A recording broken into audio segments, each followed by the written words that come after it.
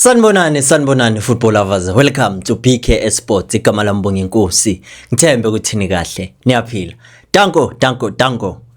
One of the mistakes that the coaches must not do is to take this game lightly because of the pressure of trying to save the best players for the big event in Soweto Derby. Because this game is as important as the Soweto Derby because it gives the guys, the gents, the momentum, the confidence so that they can play good when they face Orlando Pirates, knowing very well that they are coming back from a win. Especially after their last game was a loss, of which it was sad to witness. But the best thing now is to take this game as important as the Soweto Derby. Field the best players so that the result will make the players to have that oozing confidence when they face the Orlando Pirates. Because if we win this game and we win against Orlando Pirates, it's 6 points in the game. In the bag simply means that we are closing the gap for the teams that are there on top of the log. I'm going to do a lineup prediction of Kaizer Chiefs versus Stellenbosch FC.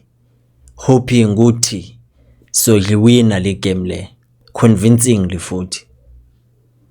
Brandon Peterson, number 1, is the goalkeeper that we're gonna opt using because we know ukuthi igalelo lakhe so far this season has been immense for Kaizer Chiefs and has been rock solid at the back.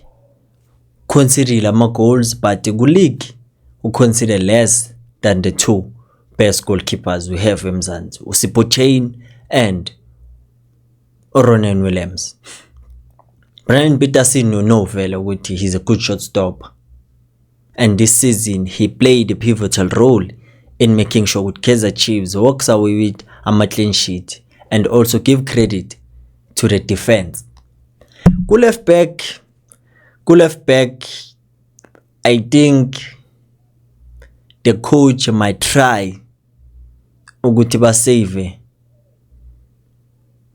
Aaron McCarthy for iSoweto Derby, but I believe with noma bangamqala one thing kumele bayifake emqondweni i1, they must tell him ukuthi try by all means to be disciplined. Don't receive a card because what receive a yellow card suspended, you won't play against the Orlando Pirates, of which is the game that he might want to play kuzoba first time yakadlala iSoweto Derby. So mela kufaka emqondweni lokho. But even Marco is an option, Kanyiso Shinga is an option, as the co-coach uKhaled Benisov was asked ukuthi what do you think ukuthi bazodlala nini Kanyiso Shinga and Eden Chislett, and he said sobona kule game yeStellenbosch asazi sobona khona, but I prefer uBaseka Marco. But noShinga malitholile ithuba naye angadlaliswa, but asazi kuyobonakala seqoqo. Bese ku left center back bazobuyisa Inacio Miguel since simbonile ku training session ukuthi he's fit, he's running, kusho kona ukuthi sekalulema. Kuyoqalisa Inacio Miguel since it was said ukuthi thina sloku siya complain ngomsimango nganti was forced to play udlale with discomfort and injury. So kusho ukuthi these options that they didn't have iba allow ukuthi ba forced umuntu ukuthi adlale ne-injury. Kusho ukuthi they didn't learn the situation yaka Rushon Dodli ngamanye amagama, or just nje bazama ukuprotecta umsimango after what happened. One between the two mele kube yiko. But for Miguel, obviously he's not new in that role of playing as a left center back. Experience yakhe imbeka kule position akuyo, and so far so good. I'd say ukuthi mina I believe ku Inacio Miguel, even though he's erratic, but he does put his body on the line for Kaizer Chiefs. Akekho umuntu ofela iKaizer Chiefs njengo Miguel.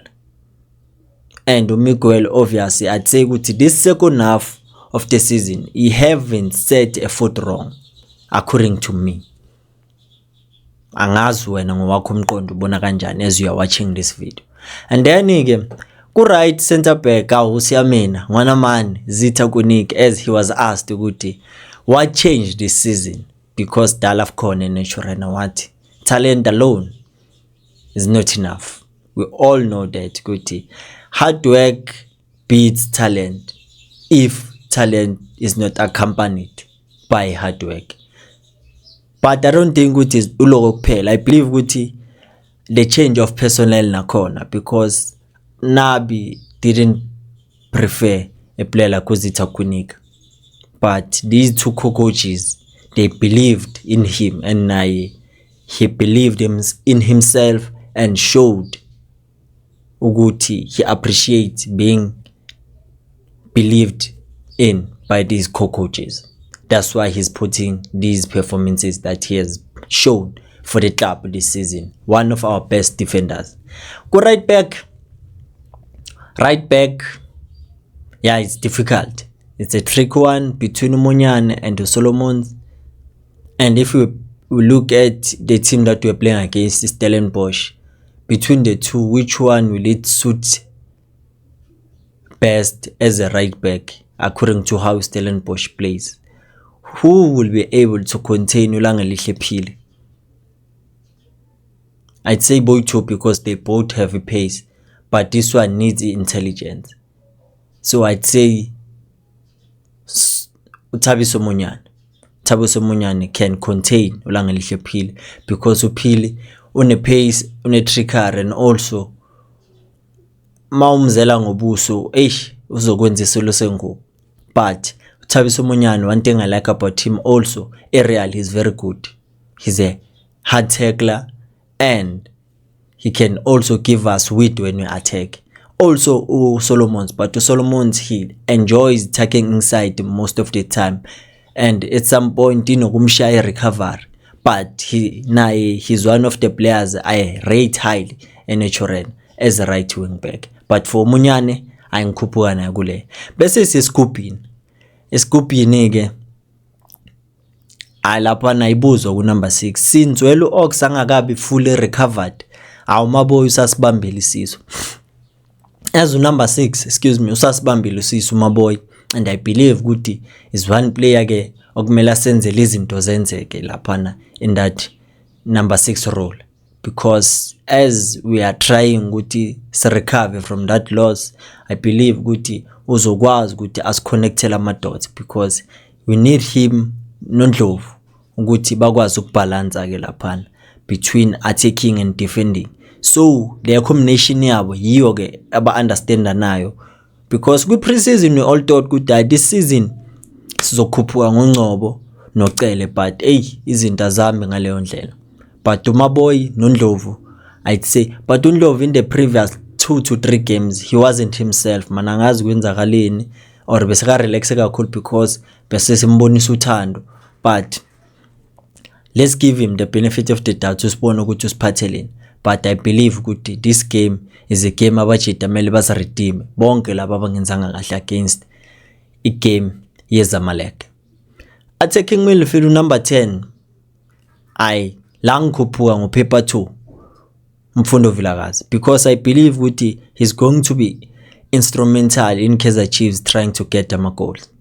Because one thing about the Kaizer Chiefs, yes, we are missing, but we are not creating enough. You rather say ukuthi out of 7 chances you missed 3, but if you create 2 chances you missed 2 chances, surely angeke win a game. That's not a creation. You are creating a chance after chance. So Mfundo can read those passes, those through balls, because he has a vision.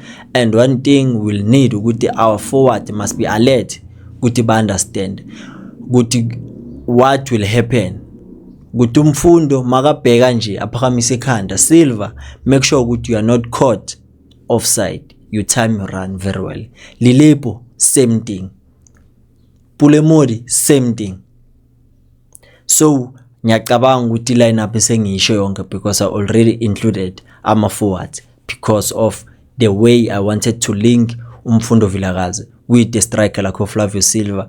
I believe ukuthi Silva is a box striker, but also he makes some runs good.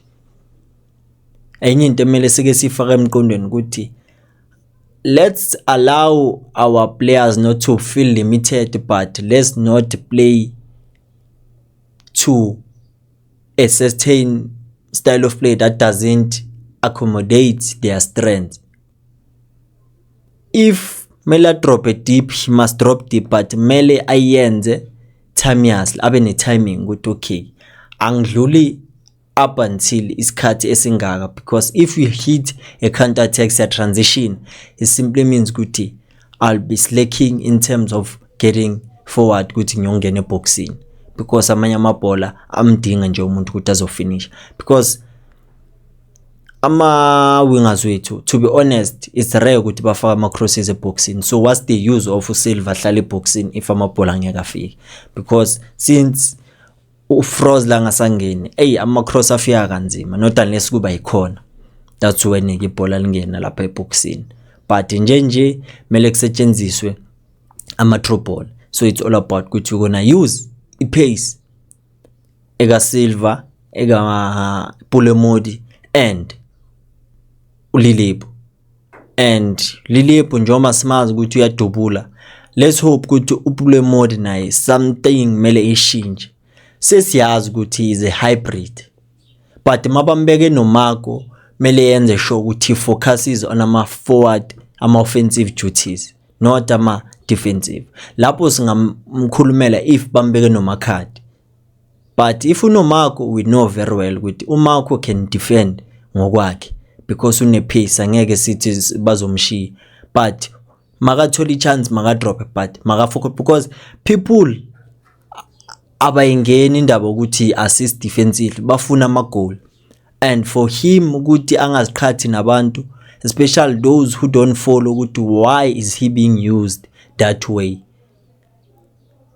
But to those who understand, bayazi ukuthi okay, he's important even though he's not scoring as a wing, even though he's not assisting. But I think now is not time to be making an experiment by these co-coaches, because as a number 10 also, I believe Pulemodi can give us something. In that game when we played against Al Masry, the game we played against Amazulu, that's where I saw it. Kahle his former coach was not lying, magat he was used as number 10 ku Golden Arrows. But the Chiefs, because we see with the Chiefs in Tebakawataya, my coaches, they have options. If akafuna ukumdlalisa as a wing player, angamdlalisa as an attacking midfielder. Umdusi Mbonile adlala as a wing, adlala as a number 10. uVilakazi, same thing. Modi can be used also.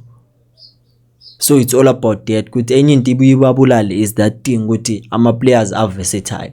So Modi naye mangafika nje chance akadlale lapha, maybe let them not play according to ama positions, mabadlala ama roles, exchange in terms of ama positions. Maybe that's how you get to frustrate your opponents, because they don't know what to expect, because they know ukuthi makunomdu number 10 kuyaziwa ukuthi kuyodlalwa kanjani, abashintshane ke uba confused, because makatuvala umdu achieve aye ngapha uModi angene ngapha, abam understand, abam expectanga ukuthi angaba yenzelani. So that's another element of surprise to what, remove ukuba predictable to your opponents.